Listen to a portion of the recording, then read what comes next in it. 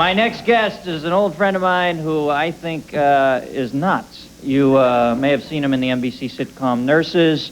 Welcome, Jeff Altman, folks. Jeffrey.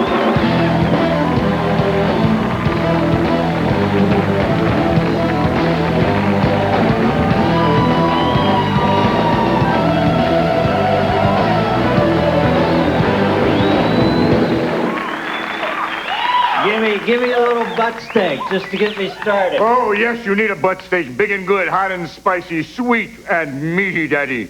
Yeah. Here we go.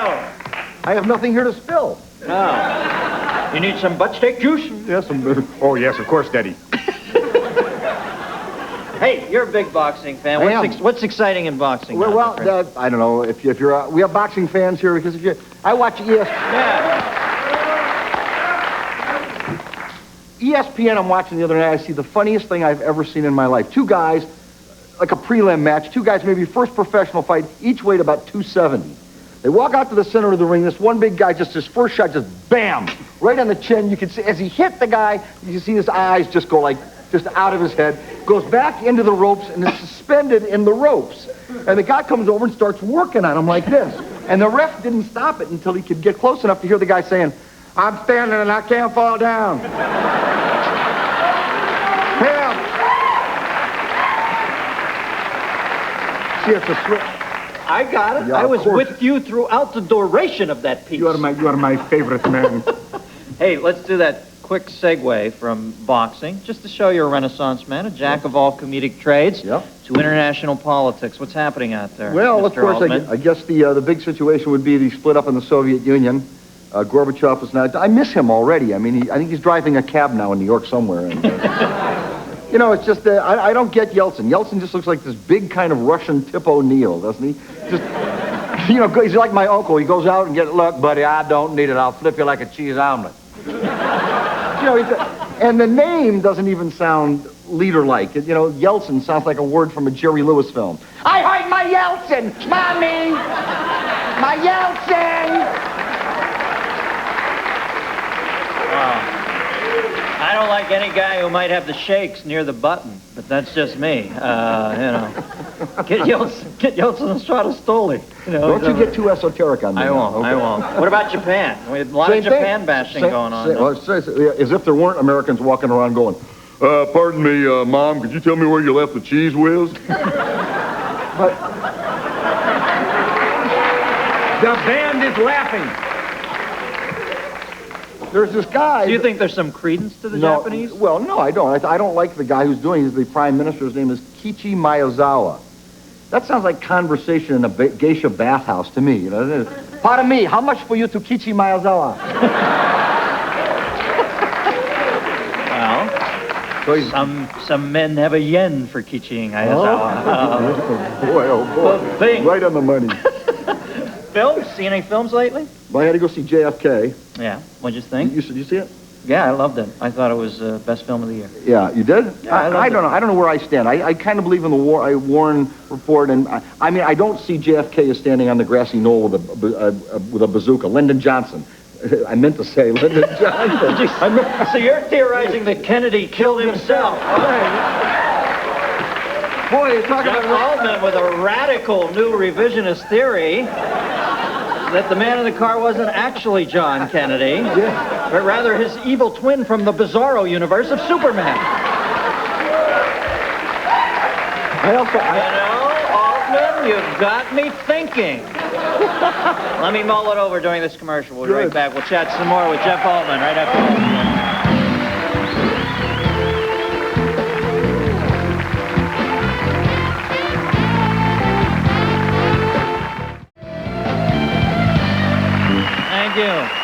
Thank you.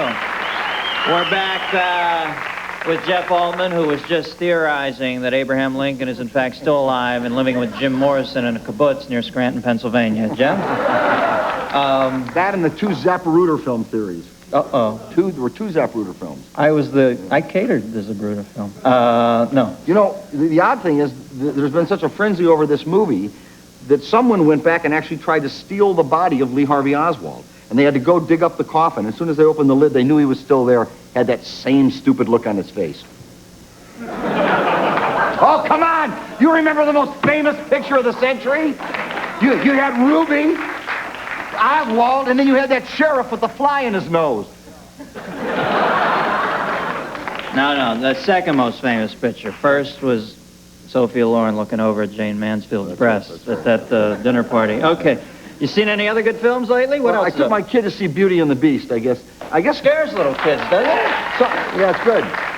I guess they realized this would work again because there was the television show that was so successful. So I never understood the TV show to begin with. I didn't get the premise. This was a guy, he was half man, half cat. I guess he was a cat man. Roaming under the... what? A cat man. He was a cat man. Roaming under the sewers of New York, and then all of a sudden, for no reason, he would just stop and start reciting Shakespeare. Shall I compare thee to a summer's day? Thou art more lovely and more temperate. Rough wind...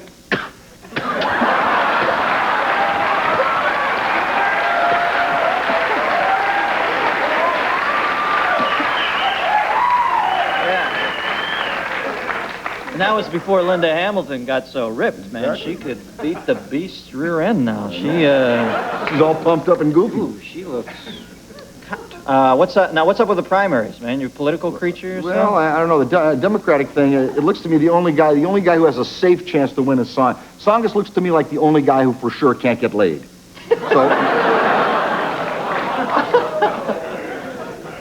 yeah. The Republican, you got Buchanan. You were talking about Buchanan before now. And if Bush loses 2 more points in the polls, Nixon's coming back out of the closet.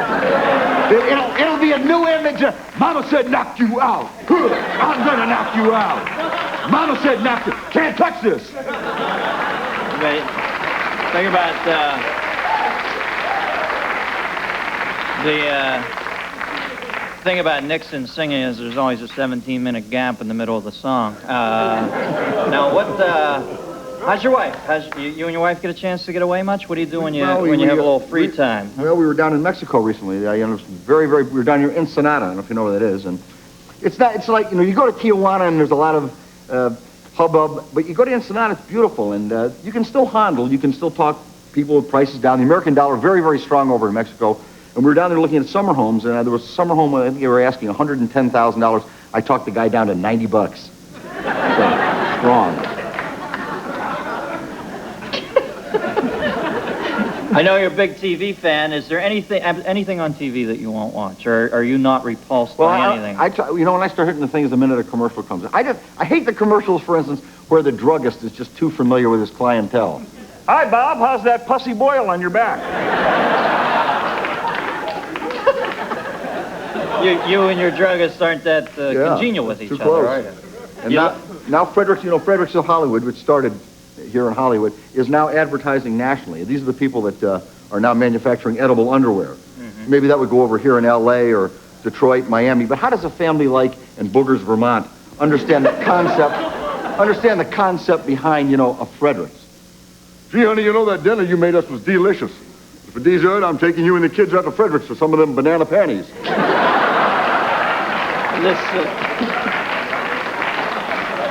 Maybe get a piece of that strawberry shorts cake there. Of course, that would be the family living in Boogers, Vermont. Well, we need closure on this piece here, so in parting, please do my favorite thing once again.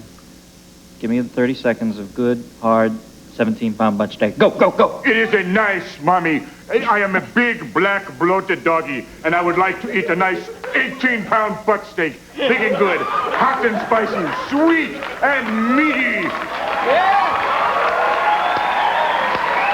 Jeffrey, thank you, buddy. We'll be right back. Jeff Altman, folks.